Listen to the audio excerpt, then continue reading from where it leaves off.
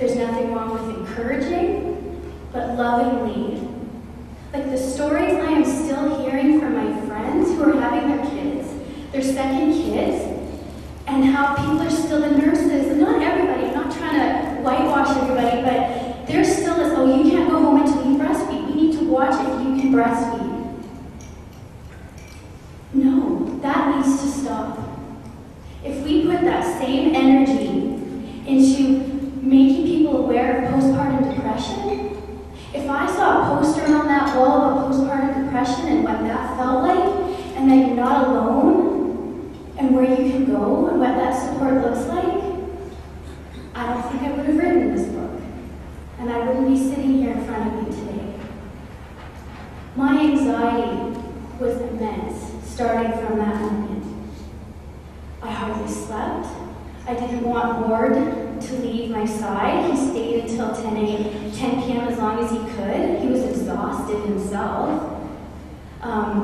When I asked the nurses if I could have one night of sleep, the look on that nurse's face was horrifying. She says, no, you gotta have a full 24 hours with her before you can go home. I didn't realize at the time, but it wasn't until we spoke in the hospital last fall that one of the nurses there said, well, it's probably because we were worried for you. I'm like, well, why couldn't you have told me that? You could have told me that. And if these feelings continued, which I'm going to be listing off because that's how I lived, then I would have at least known that what I was feeling was legitimate and real, and that I could have asked for help. But that's where the awareness needs to start. As nurses, you have such a powerful place in a family's beginning.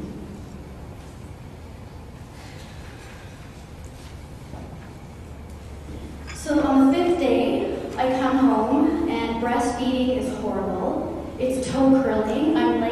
This is how I'm breastfeeding my daughter.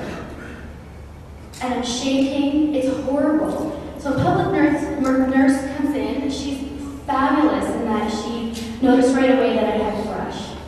And she noticed it in Ella.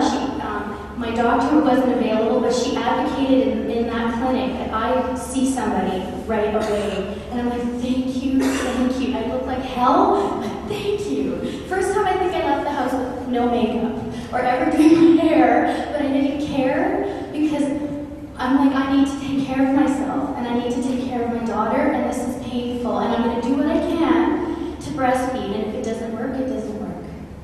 I had to come to that. And then, as I'm in the bathtub and I'm trying to feel better, I'm bawling my head off, and she comes and I come out and she's like, have you had depression before or anxiety? As soon as she said anxiety and nervousness, I was like, yes. She says, well, this kind of event will bring this up. But then that's where it stopped. If maybe she could have said, these are things you think of after, when you reflect. If she could have said, if these feelings continue, know that there's a postpartum support group that's meant for people who are also anxious, and that's how you live your life, in panic and being frantic. If that's what she could have said at that point, that too could have made a difference. But that's why we're here today. Well, I think, Mike, in retrospect, what I can see now is when Elita was going through this, a number of times she was encouraged to go and seek some help and stuff, but I think there was that idea of what is postpartum depression.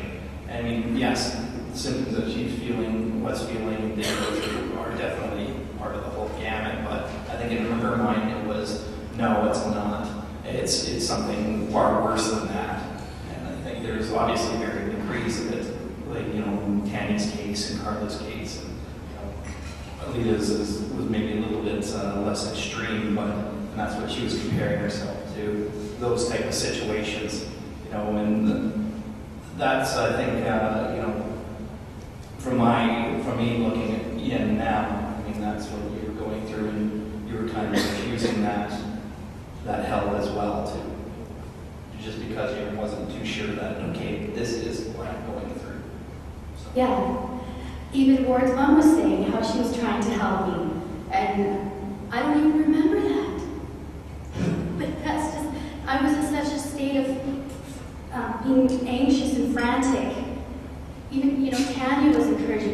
postpartum support group. I didn't feel I was bad enough. But I'll also tell you another reason, and that's coming up. So like, some of the feelings that I was going through obviously were like sadness. You know, and they talk about low self-esteem. I didn't have any. Guilt, that was my new best friend. She sat right there. A constant feeling of being overwhelmed. You can't operate very well when you're feeling overwhelmed, anxious, and guilt-ridden, and exhausted. Exhausted. Lots of eating. That's how I calmed myself. Thoroughly exhausted because Ella did have her night terrors, and thankfully, one day my dad looked at, because they witnessed it when they came to visit when she was 18 months, and he looked online and everything that she was doing was online. And we realized finally what was going on. And I socially withdrew. Usually a very, I was busy almost every night of the week. My girlfriends were worried because I wouldn't go out with them, because I was like, I can't tell you how important it is that Ella has her naps. She had to have her naps, or night times were even worse. We were trying to train her, trying to figure things like, how can we make her life more comfortable? Because we were also afraid of being anxious and all the time, because she was feeling that too. How could she? She's connected to us. Totally feeling inadequate as a mother and in taking care of my daughter.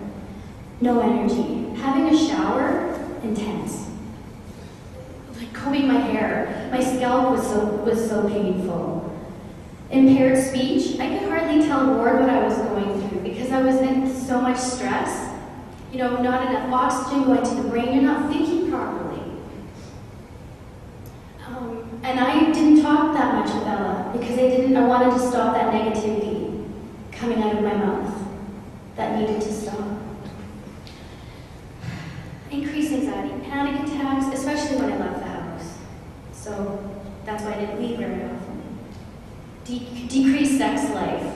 I read that, I'm like, try none. Considering from what it was like before.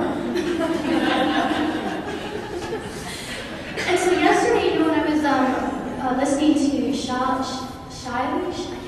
Dr. Misery, and when she was talking about general anxiety, I was like, that's me to a T.